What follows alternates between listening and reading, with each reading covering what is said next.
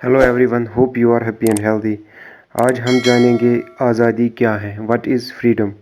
इस सवाल का एक सिंपल जवाब है कि आज़ादी रुकावटों की गैर मौजूदगी है।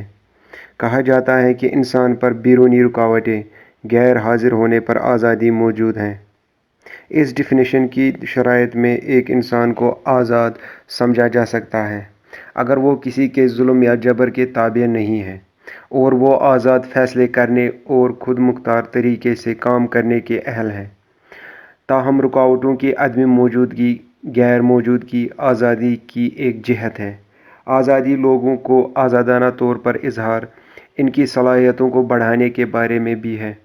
इस लिहाज से आज़ादी वो हालत है जिसमें लोग अपनी तख्लीकी सलाहियतों को तैयार या डेवलप कर सकते हैं। आज़ादी के ये दोनों पहलू रुकावटों की बैरूनी गैर मौजूदगी के साथ साथ ऐसे हालात का वजूद भी है जिनमें लोग अपनी सलाहियतों को डेवलप कर सकते हैं। एक आज़ाद माशरा ऐसा माशरा होगा जो अपने तमाम अरकान को कम से कम माशी रुकावटों के साथ अपनी सलाहियतों को बढ़ाने के काबिल बनाता है। माशरे में रहने वाला कोई भी फ़र्द किसी भी किस्म की रुकावटों या पाबंदियों की मुकम्मल गैर मौजूदगी से लुत्फ़ अंदोज़ होने की उम्मीद नहीं कर सकता।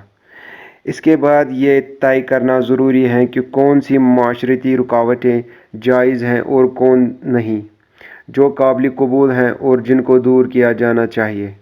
ये समझने के लिए कि कौन सी माशरती रुकावटें ज़रूरी हैं, आज़ादी पर तबादला ख्याल करने की ज़रूरत फ़र्द और माशरे या ग्रोह, बरादरी या रियासत के दरमियान इसके बुनियादी ताल्लुकात को देखने की ज़रूरत है जिसके अंदर वो रखी गई है।